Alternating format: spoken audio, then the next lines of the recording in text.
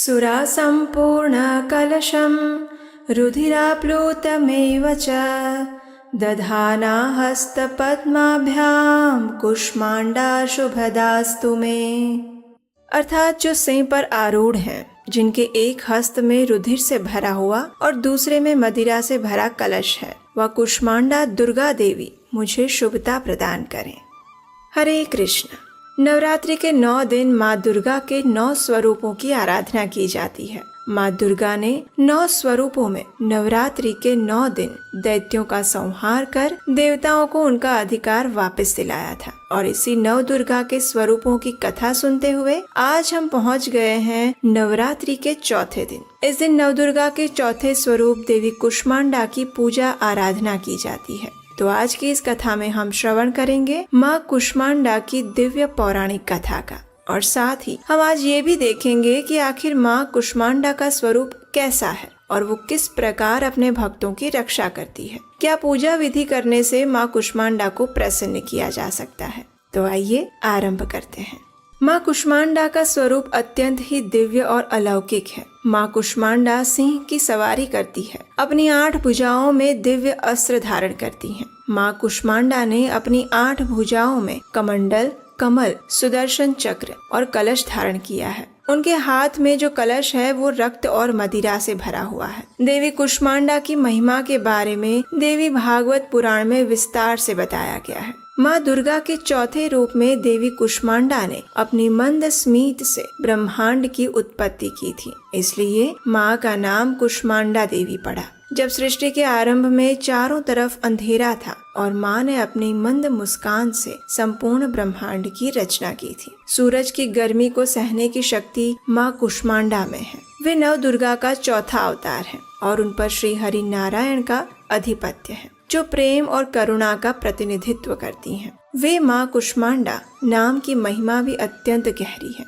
कु का अर्थ सूक्ष्म, उष्मा का अर्थ गर्मी, जो कि जीवन और ऊर्जा का अर्थ है, और अंड का अर्थ है ब्रह्मांड। माँ कुष्मांडा सूर्य के समान तेजस्वी हैं, जिनके मंद स्मित से समस्त ब्रह्मांड का सृजन हुआ, इसलिए वे ब्रह्म स्वरूपा भी हैं। जड़ चेतन रूपी इस सृष्टि में माँ के हास्य मात्र से उत्पन्न होती हैं। माँ कुष्मांडा ने सभी प्रकार के जीव और ब्रह्मांड में स्थित सूर्य मंडल, समस्त ग्रह, चंद्र और तारे, आकाश गंगा का निर्माण किया है। उनमें इतनी प्रबल शक्ति है कि वे सूर्य के घेरे में रहती हैं और उनका निवास स्थान सूर्य लोक है। माँ का ये स्वरूप ऊर्जा देने वाला है और माँ का तेज सर्वव्यापी अनंत है। सूर्य के ताप ऊर्जा के बिना जीवन असंभव है और ये ताप ऊर्जा द्वारा सूर्य मंडल में विराजित ये देवी सबकी रक्षा करती है। माँ दुर्गा ने देवी कुष्मांडा का रूप लेकर सभी जीवों की रक्षा की थी और इस ब्रह्मांड की रचना की थी, इसलिए इन्हें जगत जननी भी कहा जाता है।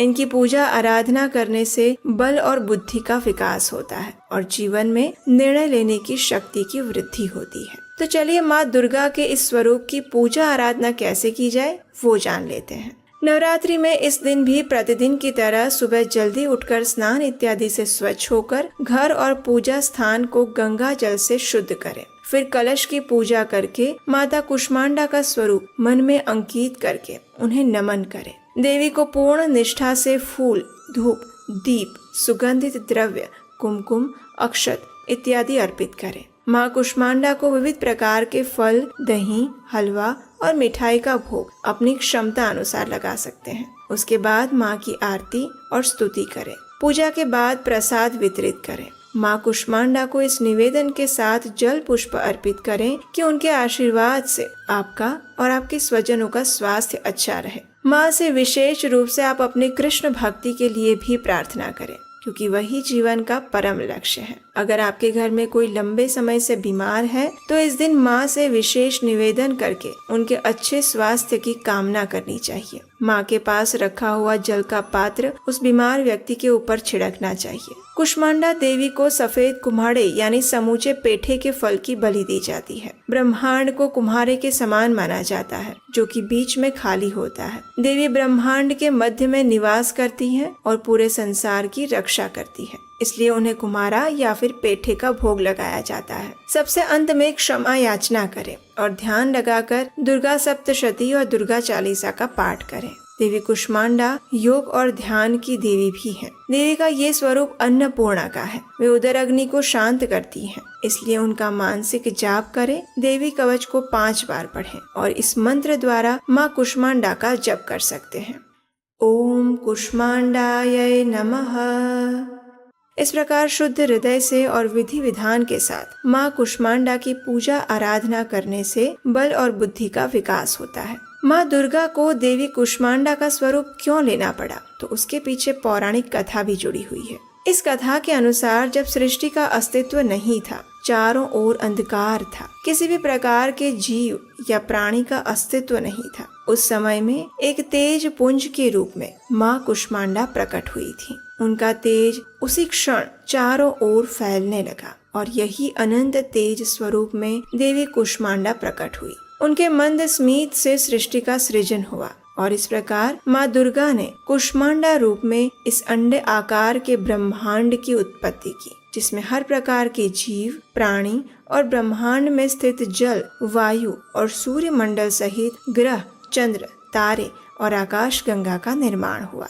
इसलिए उन्हें जगत जननी आद्या शक्ति भी कहते हैं, जो सभी प्रकार के जीव को ऊर्जा प्रदान करती है। ब्रह्मा की रचना कर जीव मात्र को जीवन शक्ति प्रदान करने हेतु माँ दुर्गा देवी कुष्मांडा रूप में आज के दिन प्रकट हुई थी। नवरात्रि के चौथे दिन माँ दुर्गा के इस स्वरूप की आराधना करने से आयुष्य, बल और स्वास्थ्य में वृद्धि होती है। हर प्रकार के रोग, शोक और दोष दूर हो जाते हैं। जीवन में समृद्धि और तेज मिलता है और मन के सभी दुष्ट भाव दूर होकर व्यक्ति आध्यात्मिक मार्ग पर आगे बढ़ता है। तो चलिए नव दुर्गा के चौथे स्वरूप माँ कुष्मांडा से वंदना करते हुए जीवन में परम आनंद की प्राप्ति करते हैं। जिन्होंने इस ब्रह्मांड की रचना कर समस्त जीव को चेतना प्रदान की है, वो माँ कुष्मांडा को प्रार्थना करते हैं कि वे हमें परम भगवान श्री कृष्ण की शुद्ध भक्ति प्रदान करें।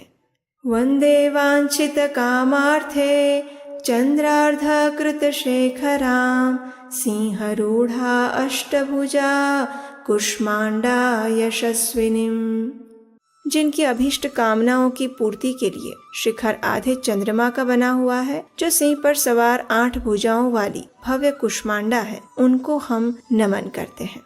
या देवी सर्वभूतेषु सृष्टि रूपेण संस्थिता नमस्तस्यै नमस्तस्यै नमस्तस्यै नमो नमः।